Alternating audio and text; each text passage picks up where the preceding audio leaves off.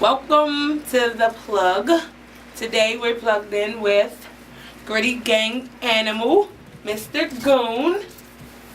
So I just want to say, I'm not plugged into anything. I'm shout out to plug, but nobody's plugging Goon. So how long have you been a member of Gritty Gang?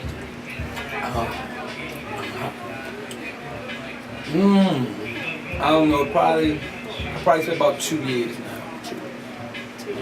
So what made you want to go with Gritty Gang versus any other gang squad? Well, I sat back with him for a long time. Like, as I was making my transition from OTG, I sat with, so I used to go to their sessions on Sundays, so I sit with them, politic with them, you know what I'm saying? Not really do a lot of recording, maybe 1 or 2 songs here and there. But I kind of like the vibe, you know what I'm saying? I like the scenery, you know what I'm saying? The surrounding was good. And for real, the level of talent I knew would probably, you know what I'm saying, boost, you know what I'm saying, put me up to my writing standards, because everybody know I'm better freestyling than I am writing these songs. Speaking of freestyling and all of that, why don't you battle rap anymore? I think my attitude, like probably when I was younger, I was more, you know what I'm saying, into, like, I guess I had more of that instinct, you know what I'm saying, that hyperness to really want to come back and forth. But then, you know what I'm saying, I got different strokes from different folks as you go through life and experience certain things. After a while, I got to the point where I'm a real truthful person.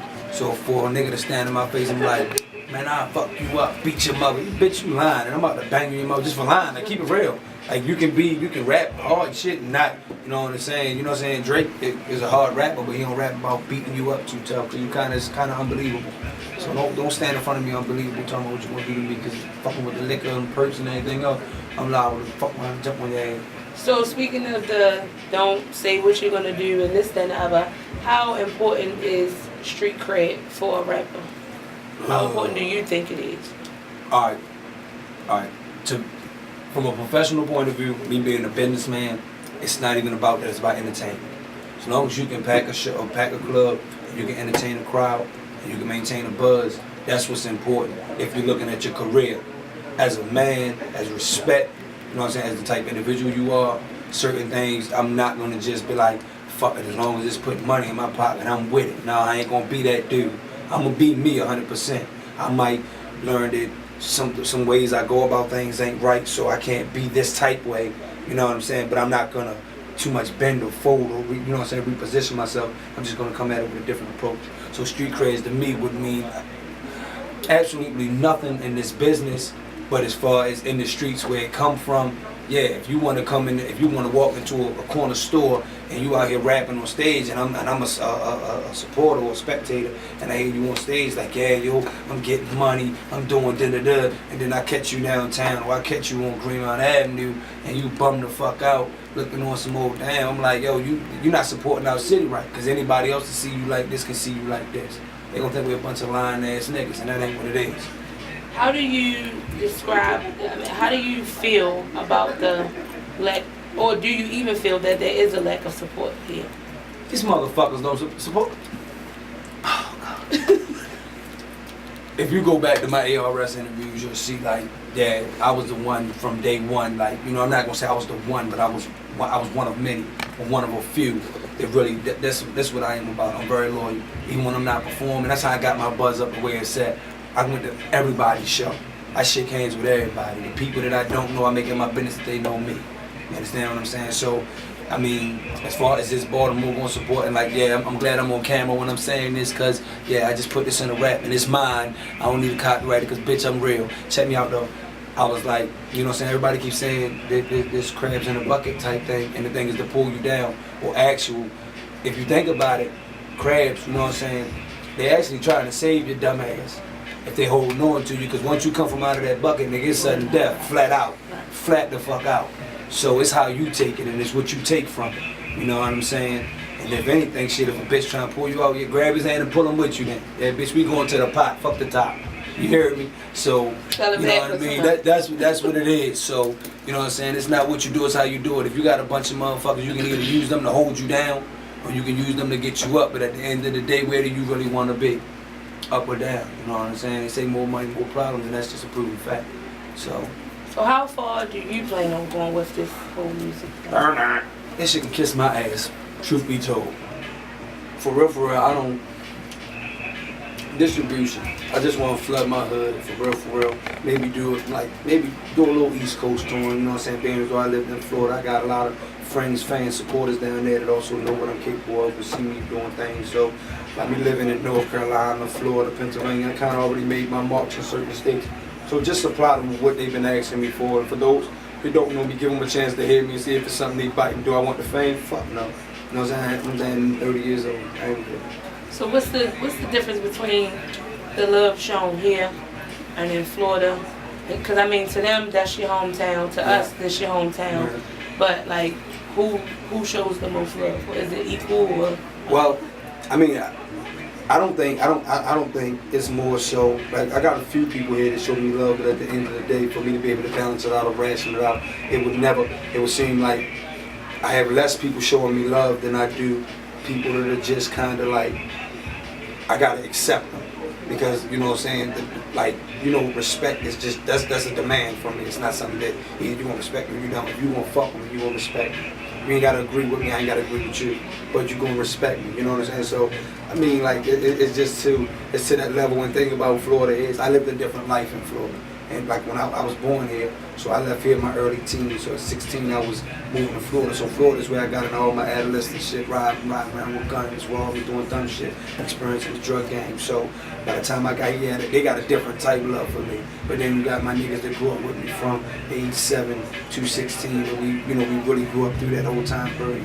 So you know what I'm saying? It's a lot of love, but at the end of the day, my street niggas don't really interfere with this music shit. There's two different lanes.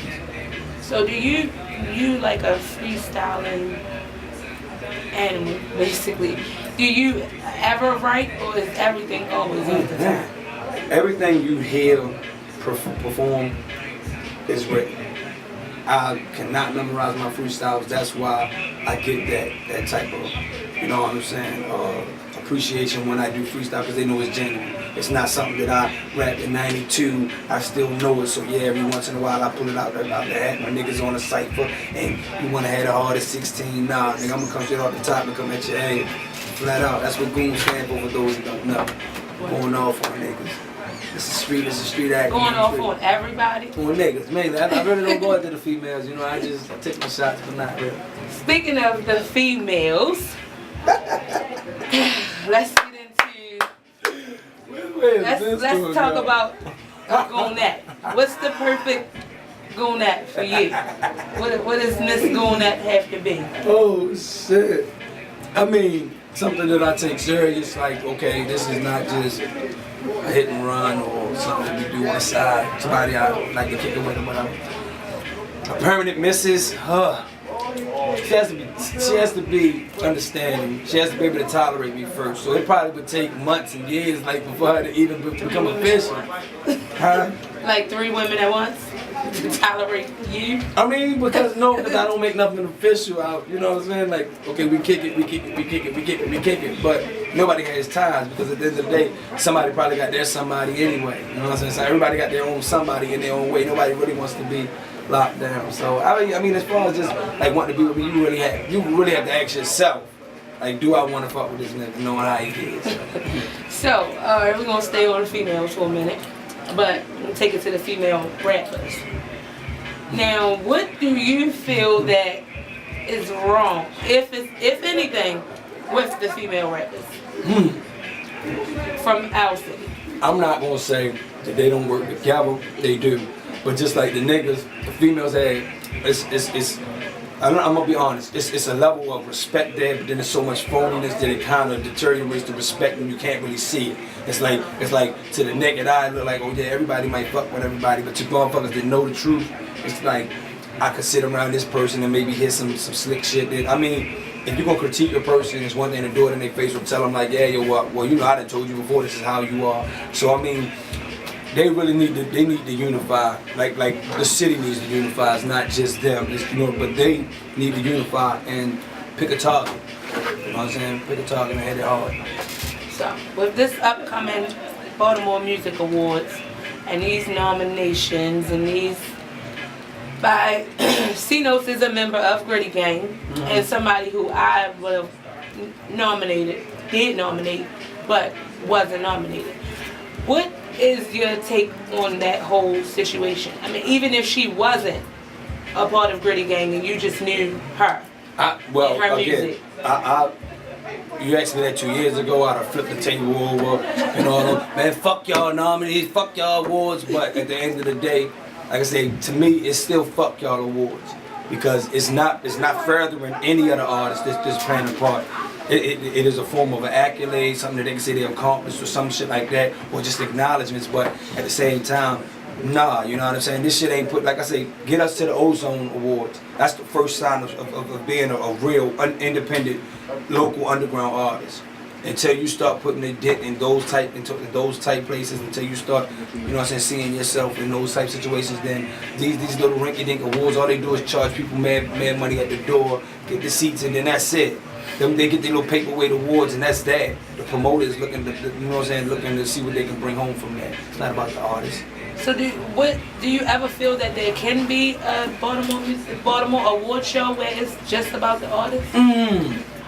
When it would be just about the artist, but I feel as though Baltimore would have to become a city where we invest, where there is an actual council that takes money, like we all, every entity, every producer, every street legal, the plug, pay a certain tax towards a pot, and that pot goes to setting up a once-a-year event or a twice-a-year event with A&Rs and managers from these companies where you pay to get them down here, put them in, maybe if you only can get 3, put them in a hotel room, feed them, wine them, and dine them, and then open up a showcase for them. But talk to only the ones that's seriously looking for artists, not people that's looking to get out their city, and yeah, they A&Rs, but they're at the bottom of the pedestal, and they selling a bunch of promises. Do your homework, your research, and we invest this money if we want our city to grow. Because then when we hold these awards, these A&Rs are going to, word of mouth is going to spread. Wherever they're going to be at, that's where they're going to clearly say, oh, we're on our way to Baltimore tonight. They're going to get on their social sites and plug, you know what I'm saying, what's going on. Baltimore's been doing their thing, da-da-da-da. So with all of the things that people saying they support and they doing this, that's why I say they can kiss my ass. I've been supporting from day one. Since I jumped in this shit, niggas seen my face. That's how everybody know who I am. You know what I'm saying? So, I mean, is it possible? Shit, anything's possible. Now, when you're somewhere, not in Baltimore, not in Florida, where you're from, and a person, or you can be in Baltimore, just not a neighborhood that you're regularly in, and a person knows you or some of your music, what does that do for you? It still fucked me up. Like to this day, like oh my God, I'm in front of Foreman Mills with my homeboys and them. Never been, it's my first time going. Little, you know, say chick walk past me, she like, your name Goon? She like, oh my God, I'm Streetsertified Goon. I'm like, especially me from Facebook. So, you know what I'm saying, that kind of blew my head. I'm like, wow, I'm not used to that yet, so I don't know how to take fans. You know what I'm saying? Another time, me and Lenny out, it was 2 o'clock in the morning. You know, he like, man, I've been around this bitch for 3 days. You get out of the car, and niggas, and from the Streetsertified. People, you know, people who follow me on Facebook, and I guess, and that's the point that I be making. Like, we got 2,000 and something friends, and 1,500 can be right here from Baltimore. There's no reason why we're not packing these shows, but you can like comments and you can like photos and you can, oh, you're cool, and send little kinky inboxes or start these groups saying how much you dig in the person's music, but you can't come out and support the movement. So it's a lot of phoniness, so I really don't feed into a lot of shit. But at the end of the day, yeah, when I'm rapping and somebody know the words to my song, it always feels good, you know, because don't nobody owe you shit. They can hear your shit and straight reject it. What's your favorite Baltimore song of all time? Whether it's yours or anybody else. Hold that, straight up. Hold that, yeah. Hold up, flat out. And I'm still waiting on that remix. If I don't get a slot, I swear that this coming out soon. You know, Fugs, Flask, and all mixtapes, you know it. So, you got any shout outs, any when mixtapes dropping? None of your motherfucking business, nigga. Just look for it. It's coming. Facebook.com/I am Streetsertified Goon. Twitter, I_B_Goon. On Twitter, Gritty Gang, what it is. Shout out to the plug. Shout out to everybody in my city that's doing what the fuck they supposed to be doing. You understand what I'm saying? And for the niggas that's falling off and holding niggas down, I'm saying though, keep doing what you're doing, because that's motivation to make a nigga just be strong and pick yourself up. So, yeah, niggas stay clean, Baltimore. Yeah, out. And there you have it. You've been plugged in.